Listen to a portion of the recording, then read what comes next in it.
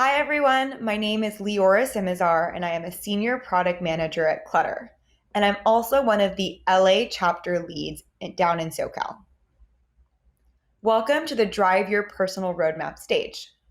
Before we get started, I want to take a moment to thank our sponsors without whom this event would not be possible. Today, we're going to talk about personal roadmaps and different techniques to manage your career just like you would a product. We encourage you to be present, so please turn off your notifications and dial in. During this session, Tactics for Growing Your Career, we have two wonderful speakers. Our first speaker on stage is Lisa Kostova, who is the co-founder and CEO of Cafe Social and Incubator B. Lisa Kostova is an entrepreneur, advisor, mentor, and coach to startups, founders, and product professionals. Lisa is the former VP of Product at Bright and has held multiple senior product roles at companies including Zynga, Entella, and Change.org, as well as served as interim product head at several early-stage startups. Her product management career began as one of the first PMs of Farmville at Zynga. Profiled as one of the VPs of product in the Cracking the PM interview book, Lisa loves mentoring up-and-coming product executives, especially women. Lisa has been profiled as a thought leader in the Harvard Business Review.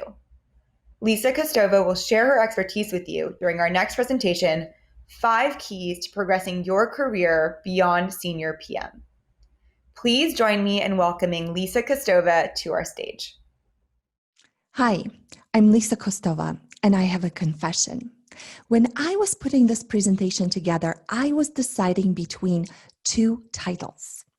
The first one is the one that you see in your program, the 5 Keys to Progressing Beyond a Senior PM. And the second one, the one that I really wanted to put on the presentation, was How to Become a VP of Product. Do you want to know why I decided on the first one and not on the second one? Well, let me ask you this question. If you had seen in the schedule a title of a presentation that said How to Become a VP of Product, would you have joined? Would you have thought that this was for you? Or would you have said, well, this is not really for me. I'm just a PM. I'm just a senior PM. I'll think of it someday, maybe. I don't really see this as an option for me right now. I remember the first Women in Product conference that I attended. It was the inaugural one. And Sheryl Sandberg asked all 300 of us to stand up if we had ever wanted to become a CEO. You can guess what happened. Only a handful of women stood up. And the rest of us, including myself, were nervously glancing at each other, chuckling, really not wanting to stand up because the idea of becoming a CEO had never entered our minds. And Sheryl knew that. She said, wow, why haven't you given yourself the possibility of becoming a CEO? Why hasn't this idea entered your mind? So this is my invitation to you today. Not just to think about becoming a VP of Product, but actually going for it and starting to make it happen. So today's presentation, the 5 Keys to Progressing Beyond Senior PM, is really a presentation on how to become a VP of Product. Let me take you back to the day when I was in a little airplane just like this one, flying around the tallest mountain in North America, Denali. It was a beautiful day, it was sunny, and my partner and I had just recently come back from climbing another mountain in Alaska, Mount Fairweather. We had both taken up mountaineering just in the prior year, and we were relatively new to it. We had climbed some mountains in New Zealand, where he is from, and I had also climbed Mount Shasta. But none of these mountains, not even Mount Fairweather, compared to the biggest peaks in Alaska. Not even close. And especially to the biggest one of them all, Denali. Denali is the coldest mountain in the world, lying so close to the Arctic Circle. And many climbers consider it to be a more difficult expedition than Mount Everest. So it's not a beginner mountain at all.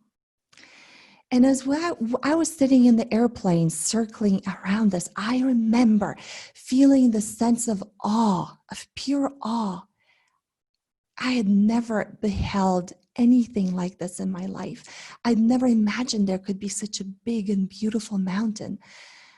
One of the passengers turned to the pilot and asked him, "Hey, have you climbed this mountain?"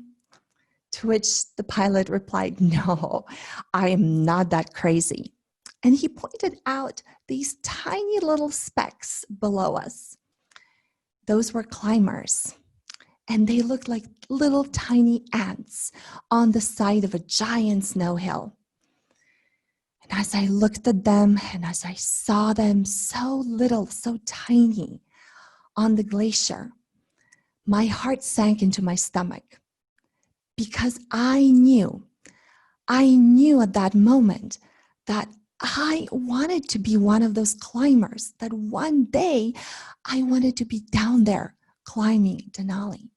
That desire, as it hit my mind, it started mixing with the sense of awe, but also with a huge sense of fear and terror. When we landed back on the landing strip, the same passenger turned to me and asked, "When are you coming back to climb this mountain?" And that's when it happened. The words just fell out of my mouth. I said, "I am coming back here next May and I'm climbing this mountain." And that's how it happened.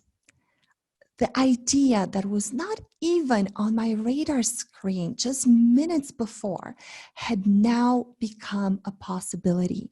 And not only that, I had declared it. So as soon as I went back to the West Coast, I started putting a plan in place. I sought out the people who could help me prepare to become the person to climb Denali.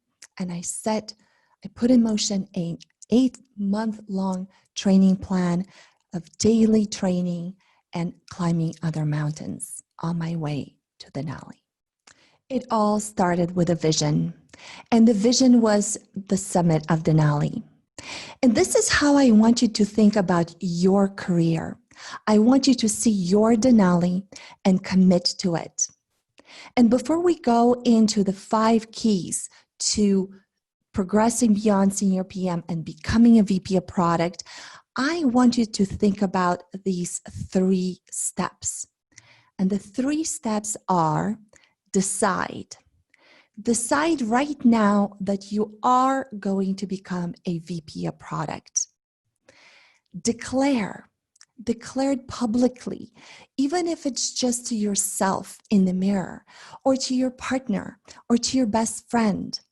When the words come out, they are one step closer to reality.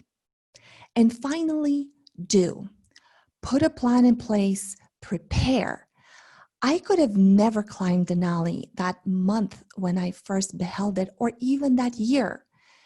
I needed the 8 months of regular, consistent, dedicated, committed practice and training to become the person who could climb Denali. So now that you have decided and declared your commitment, it's time to put a plan in place. And here are the 5 keys to progressing your career, which I have put together in an acronym called CLIMB.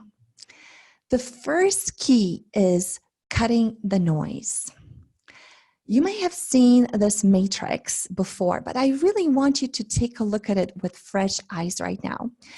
This urgent, important matrix was used by President Eisenhower, and it's very simple. And what I want you to understand is that I have seen all of the product managers, unless they're intentional about it, default to spending the vast majority of their time in the left-hand column of all the urgent items. Unfortunately, that also includes a lot of things that are not important. And yet, to progress beyond senior PM, it is critical that you learn how to efficiently optimize the time that you spend and what you spend your time on. So it is very important that you start migrating some of your time over to the upper right-hand column, which is the not urgent but important items. Write down your first action item. And that is, I want you to commit over the next month or quarter to identify one strategic long-term project that is not urgent, but is very important in your career success. It could be building or learning to use the analytics that you have in your product.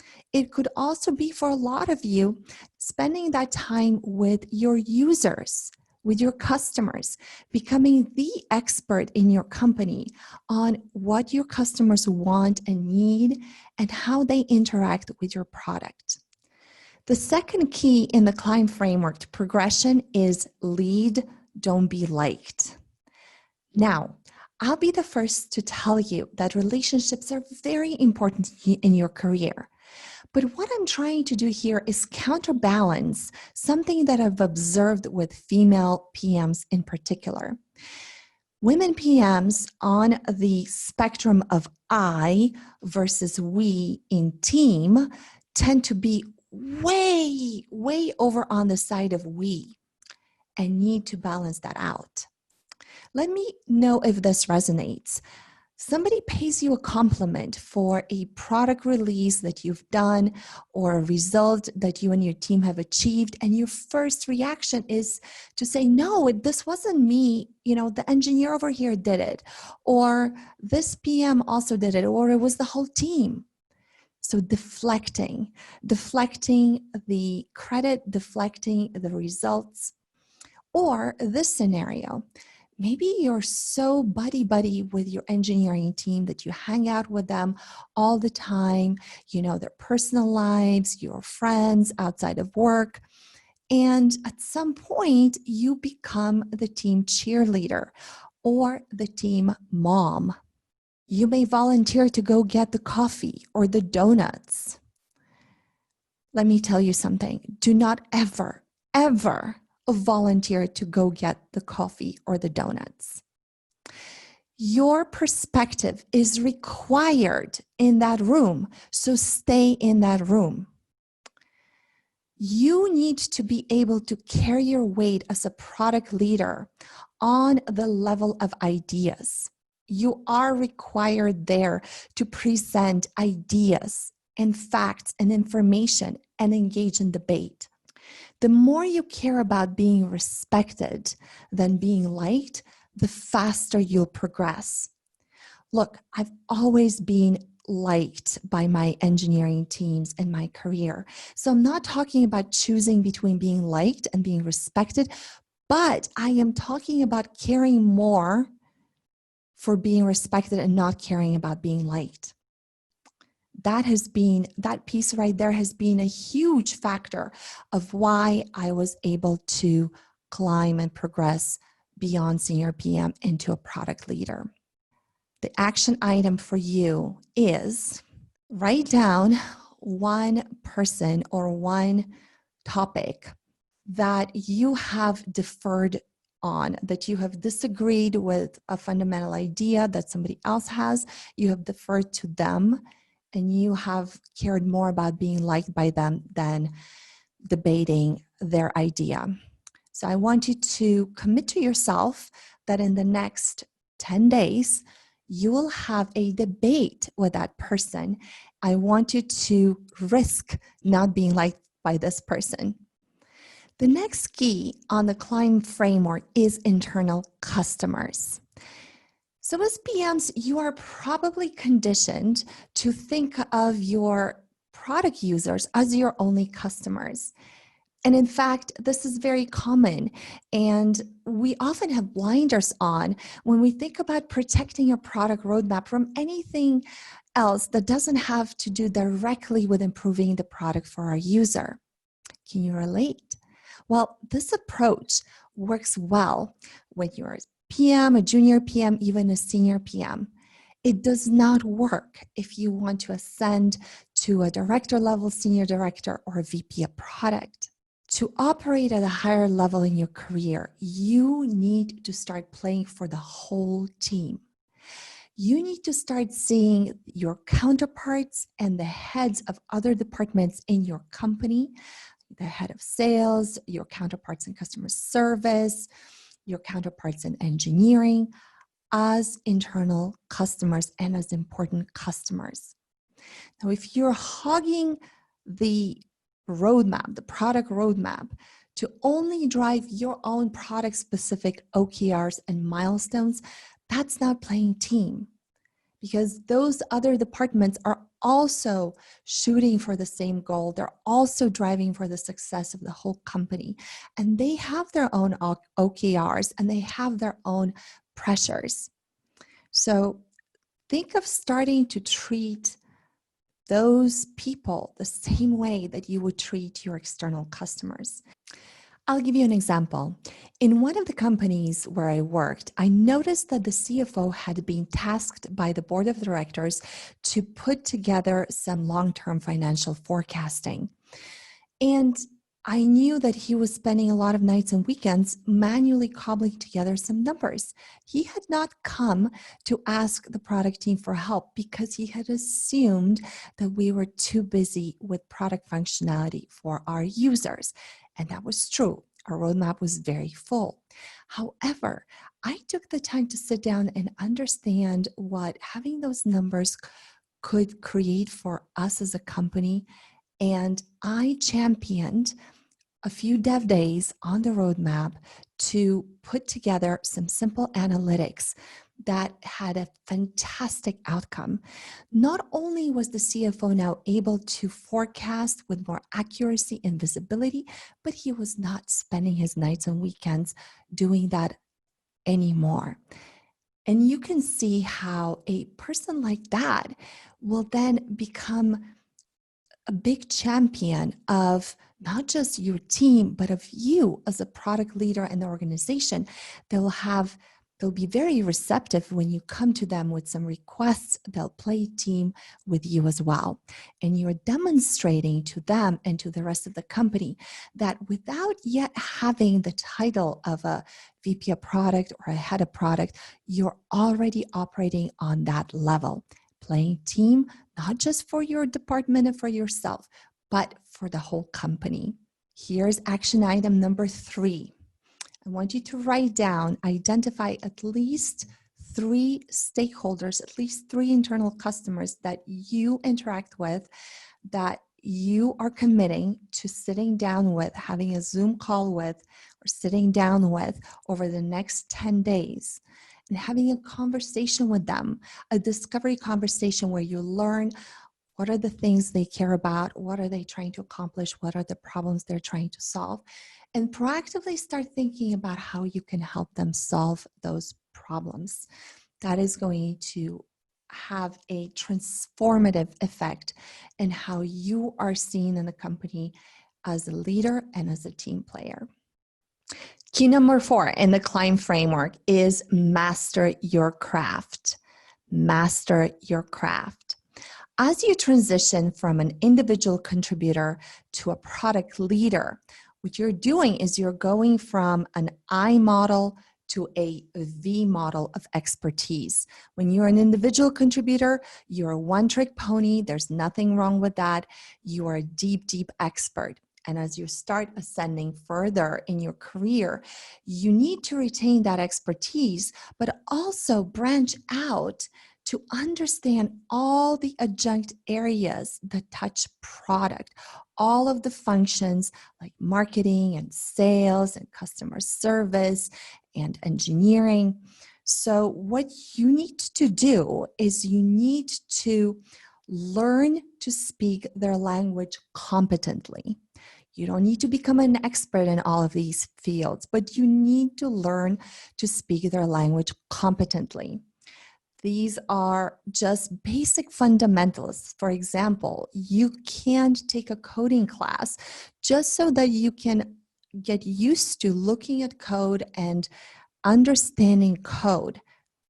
And it's much the same way like when you're learning an actual language, you first start understanding the language before you're able to speak it or write it.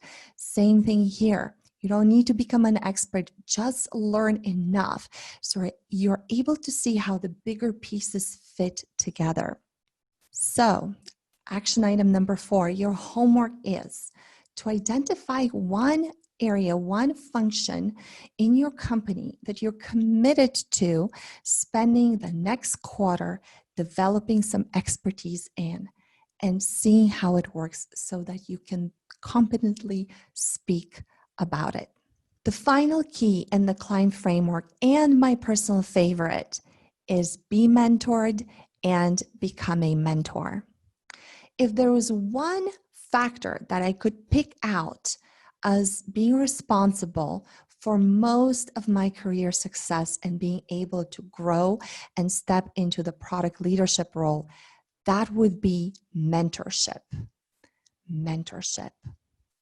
So if you currently don't have a mentor in your company, they don't have to be in product, but they need to be able to understand what you're doing and what you're faced with, then I want you to make it your highest priority to go out and find a mentor immediately. Immediately. This is the biggest lever in your career.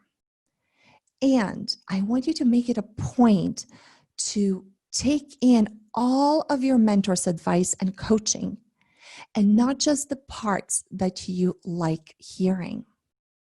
The best mentors will not stroke your ego. They're like high altitude or endurance coaches. Their job is to point you to the areas that you need to learn and master and grow into, and shine a light on the things that you're not doing well yet. And it is important when you receive that mentorship that you go and turn around and pay it forward to the next generation of women in product, because we're all in this together. So action item number 5 is make it your highest priority to go out and find a mentor today. To summarize, the CLIMB framework of ascending beyond a senior PM and becoming a VP of product is cutting the noise, leading, and focusing on being respected and not focusing on being liked, serving your internal customers, mastering your craft, and being mentored as well as becoming a mentor. So in summary, I wanted to extend an invitation to you. I would love if you joined me in a free 5-day challenge, which you can find at productvpchallenge.com. And let me be your mentor for 5 days. This is me on this photo on top of North America. After 8 months of preparation, relentless training, focus, and climbing 3 other mountains.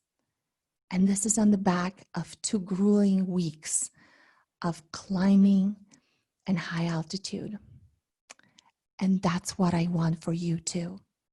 I want you to not only see your Denali, but I want you to commit to climbing to the summit of your career. You are ready. Shoot for the stars. Always. Thank you, Lisa Kostova. Next up, please welcome Nataliya Becker, a mindfulness and leadership coach. Nataliya is a certified life leadership and mindfulness coach, agile facilitator, and public speaker. She is a recovering product manager and data scientist who understands firsthand the daily pressures of life in tech. She is a nerd at heart and designs programs that marry the most recent science of the brain, human behavior, and positive psychology, along with the timeless practices of meditation, yoga, and breathwork. Nataliya Becker will share her expertise with you during our next presentation, Product Managing You to Your Authentic Vision. All right, let's get started. Product Managing You with Nataliya Becker. Welcome. Let me ask you a question. Have you ever set goals at the beginning of the year? Maybe New Year resolutions? And have you ever not achieved them? You can type in your answer. It's time to be vulnerable. A little bit of vulnerability never hurt anyone. I don't even have to guess that most of you have said yes and shaken their hands. I'm not a fortune teller, but I do love data. And the reason I know is because I definitely know you've at least been once pressured into setting goals in January. That's just how our society functions. My 5-year-old son was asked in January what his goals and New Year resolutions were. But the second thing I know is that 90% of goals set in January already fail by February. And January to February is just a general stats because that's very common time when people set goals. That's based on the latest research. So why is that? In the next 22 minutes, or I guess now it's 21, you will know exactly why the case and what to do instead. This is not your regular goal-setting workshop. So I'm Nataliya, and I am a mindfulness, life, and leadership coach. I'm also an agile facilitator, and I'm on a mission to help people thrive in life, despite the overwhelm, despite the uncertainty, despite the busy lifestyle we live. I created a framework called Product Managing You to help people be more productive, feel more fulfilled, and accomplish what matters to them. And most importantly, be themselves and be happy. I created it as a result of my work when I was a product manager, and as I already was dipping my toes into coaching, and I was starting to coach people and take them through this framework that kind of came naturally from the work we as product managers do every single day, and my desire to really help people to be their best selves. And a lot of conversations about why I don't like goal settings, which we will touch on. And people started telling me that, after going through this process, they felt as they could finally be themselves, as they got a permission slip to let go of things that didn't matter and really step into their power and do what matters to them. Take their dreams, take action toward their dreams, understand that what they're doing wasn't serving them, and really, really prioritized and find flow in life to navigate it with ease. The reason this framework works is, first, I fuse product management, agile, and other things I borrow from design thinking, and the latest of the brain science, behavior science, life coaching. So it taps into your intrinsic motivation and into your resilience. Second, it's the tools that we use every day. You don't have to learn anything new. It's simple. You can use it right away. And the third, it's flexible. It's just a framework. It's a little bit of principles and some main things you have to do, but the rest you can adapt to yourself. So let's jump into it. The key elements of the framework is vision, intention. There is some goals there, but it's more intention. Frequent action, and reflection and adaptation. Once again, big inspiring vision, incremental, progressive goals, frequent action, and reflection throughout. Why are we talking about vision first? And why is this first? So again, as I said, I don't like goal setting. Not because there's anything wrong with goals. Goals are great. They are steps to a specific destination. They're rigid, they're structured, they're committed, they're great. But the question you need to be asking before setting goals is, are you climbing the right mountains? Are you taking the steps towards the right destination? Or in the words of Stephen Covey, is your ladder leaning against the right wall? Because if the ladder leaning against the wrong wall, every step you take gets you to the wrong place. Vision is a holistic. Vision is for you as a whole person. It's not, vision for Nataliya at work. It's not Nataliya life. It's just how you want to see your life, how you want to feel. What elements do you have? How do you behave? How do people describe you? It's holistic about you as a person. It starts to get into the why behind who you are and what you do.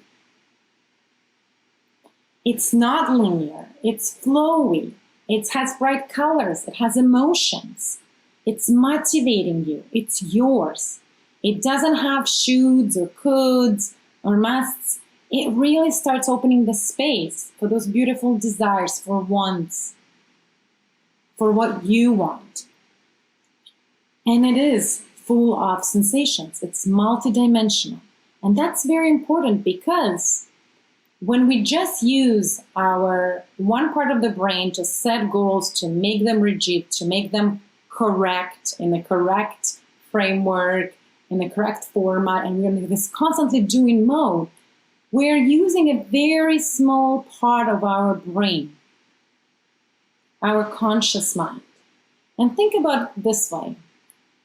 Our brain processes and consumes 11 million bits per second, while the conscious mind can only process 50. Again, 11 million bits to 50. When we use emotions, when we use images, when we tap into our creativity and use tools that don't just involve our logical brain, we're involving the whole brain and the part of the brain that works and goes through the information and makes connection, processes even while you're sleeping, the subconscious mind. And the question is then, do you want the small part of your brain helping you get you want, or do you want your whole brain plus your body, everything working in tandem to help get what you want? And that's where vision comes in. Again, nothing wrong with goals, but we need to start in this divergent space first before we converge to goals and specific steps. So the right question is, are you climbing the right mountain? And that's what vision helps us answer. How do you actually get started with the vision? I'm going to share the exact steps you follow, and you have all of this in the workbook. Remember, you download on my website by entering your email, or you find it in your app. That workbook would have exact instructions, and it will be formatted for you to easily get started. But before you get into the workbook, you need to create the ambience for getting to your vision. You don't see artists creating art in this doing mode, stressed out at their computer, calculating the metrics they need to do. No, it's in the state of flow. It's in the state of trust, receiving. It's like the vision, it's almost like it's already inside of you in a way. And you just use the tool to put it on a canvas. So make sure you find time to disconnect. So, arrange childcare if you need to, block an hour, go to your favorite coffee shop. Not advised during COVID. You might need to own a coffee shop to do it yourself, but Get a glass of wine, do some yoga, some dancing, go for a walk, go for a run. Get into the state you know which state you need to be creative and inspired. Remember one thing. The state you're in right now helps you create what you want, impacts what you create. The state you're in impacts what you create. Then when you are in the state, you start with reflection, where you are at. It's like on the Google Maps, when you load it and before you enter the address where to go, you kind of, say, find me, where am I located? The same you do there. So you will see prompts in your workbook to start with reflection, looking back. What are your wins? What have you learned? What do you want to savor? What are you proud of in the last year before you move forward? And only then you move into the vision. And once you move into whatever tool you use, and I'm going to walk you through the writing exercise, let it flow. Trust the process. Don't question it. There's going to be the chatter in your mind going like, ooh, you never wanted this. Why are you picking this? Or who said you can't have that? No. Ask the chatter to move away. Connect with your heart and just go with it. Meditation really helps. Even if you've never meditated before, again, when you get a workbook, I share a meditation and I share even a music list that can help you get into the mood. And with the meditation, you just take a couple of deep breaths. If you've ever never done it before, put a hand on your heart and just ask yourself, what do I want for myself in the next year? What does my heart want? And then pick up a pen or start typing. The exercise I chose for you that I've seen work over and over again in events and in one-on-one coaching is writing. But it's not the only way to do your vision.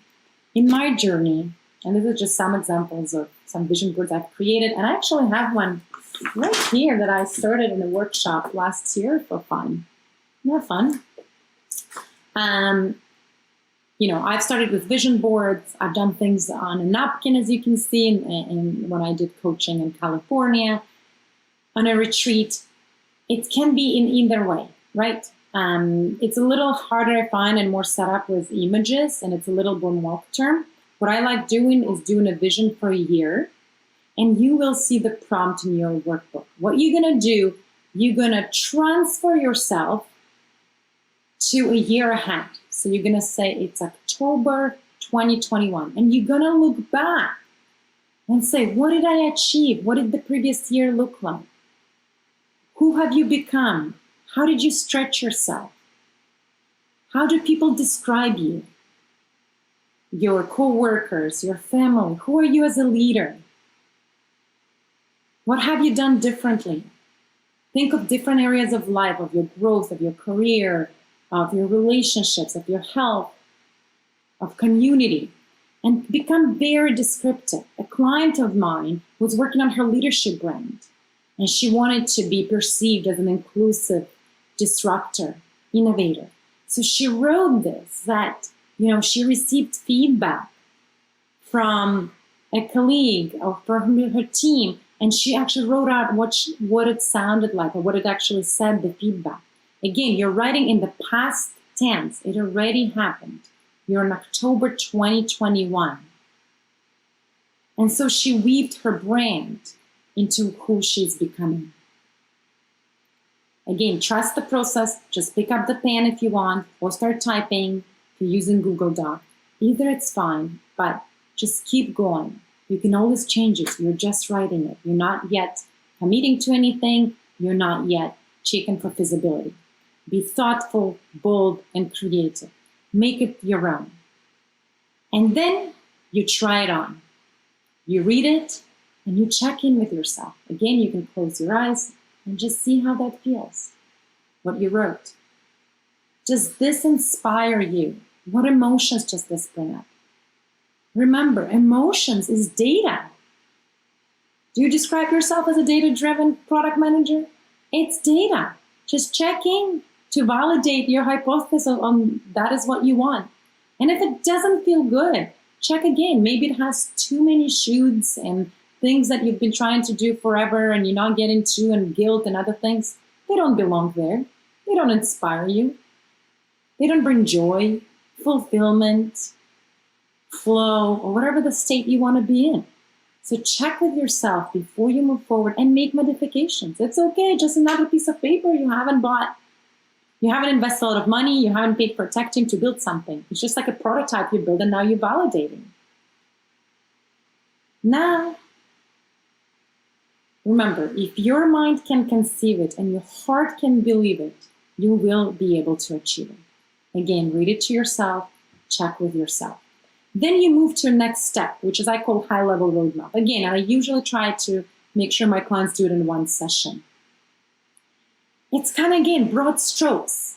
What do I think I need to do if I really want to make sure I become a side gig of becoming a yoga teacher, or I want to improve my leadership brand as being more inclusive, right? Or I want to get more entrepreneurial skills. What can I do? And it's like just brainstorming. This is just as you're in this inspired state, you're just putting something on the paper to make it more real. This is not, no one is going to hold you accountable. This is yours. And also doing it in this state of vision also allows you afterwards to come back to it and a lot easier to remember what you were thinking. So just put it down. Don't think about it too much. And then think about what I call meaningful metrics. Versus thinking of all ambitious thing you're going to do, and I know you're going to do. This is where we think about average days. I call it average days because every average day adds up. Average week, average month. And if we do well on average but consistent, it has a big impact. It accumulates. So usually I try to write some what I call meaningful metrics. So for example, if your relationship with your spouse is important, one of the metrics could be like a monthly date, right? If for me, for example, now that I have 2 kids, it's really important to have on a weekly basis time with my older son because I spend so much time with my newborn, right? If I'm working on a relationship of building trust with my team, I might have weekly coffee dates with at least one developer on one-on-one. So just think about that so that you can, every time you do check-in, you quickly look and see how you're doing while you still remember what's important to you. And if you can't meet these metrics, this is not to beat you up. This is to go back to your vision, remember why it was important, and see if you need to adjust. And only then, if you want to do it in the same session again, you go into goal setting. Or you can do intention setting. You don't have to do goals. Trust me, you've already done a lot of work. You planted so many seeds. This is what breaks down that big mountain into more shorter trips, right? So now you're picking a point and you're saying, okay, I think this is the trip. This is the route we're picking. Let me set some goals. And you can do SMART, you can do OKRs. I have a template for OKRs. I like OKRs for both personal goals. But it doesn't have to be. I like quarterly again because you can't do yearly goals. Like things change so fast. And this allows you to pivot, to change when you need to based on what you know now. And it allows you to adjust for new information. If you're climbing a mountain, you don't know everything that's going to happen. What weather condition is going to change? Do you have everything you need with you? That's okay. As you're climbing up, you might adjust. But quarter is small enough and at the same time big enough to make an impact. Again, concentrate on progressive and on the process to make sure you actually enjoy the journey.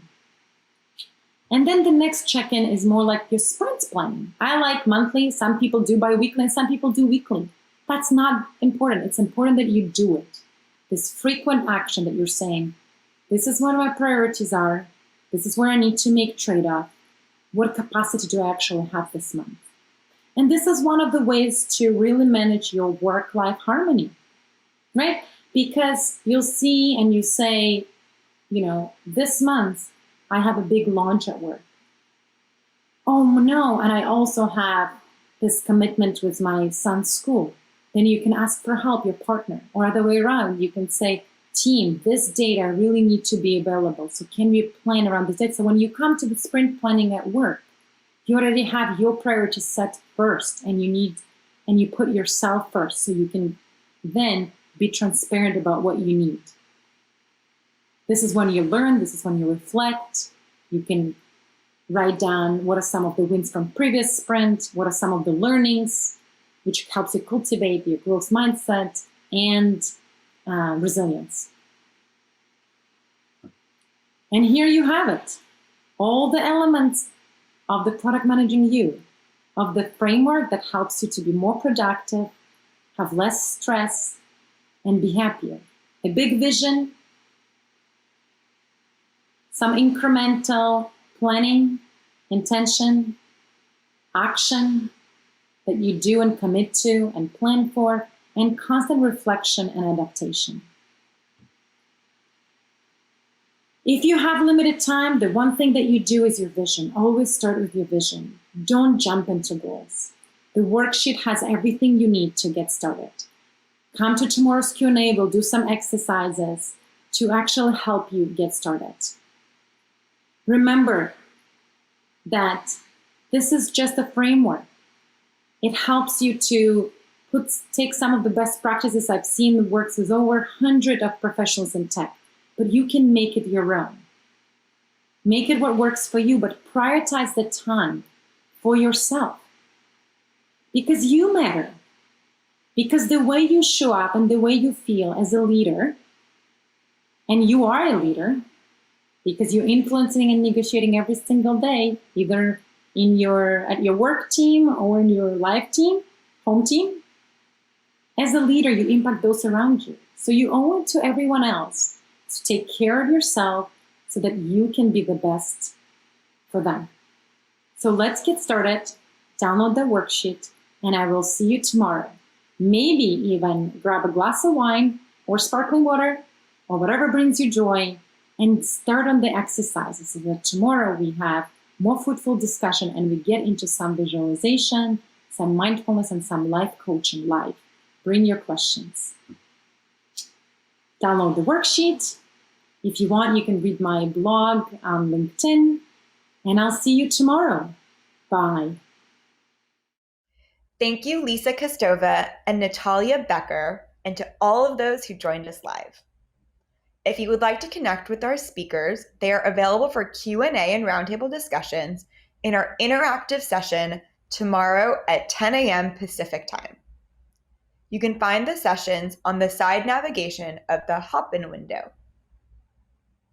Coming tomorrow on this stage, join us for managing up, down, and around. Be sure to check out the many ways to network with your fellow attendees. Reach out directly or meet someone new in our networking mixers under the sessions, where you'll be paired with a fellow PM for a timed chat. Or start your own follow-up chat. Click Add a Session and start your own roundtable. Then send your session URL in a DM here on Hopin to anyone you'd like to invite to join. Log on to the #20WIP app to review presentation decks and replay any talks you missed or want to dive deeper into. And don't forget to check out our virtual selfie station in the #20WIP app. Grab your Women in Product swag at our online store at bonfire.com/store/whip. I know a lot of us are either currently job seeking or always on the lookout for the next cool opportunity. If that's you, check out the Hop-in sponsor booths. You'll find recruiters ready to chat and PMs from your dream companies to give you the breakdown on what it takes to work there. Thank you again for joining us, and be sure to join us for our next session on this stage, Managing Up, Down, and Around.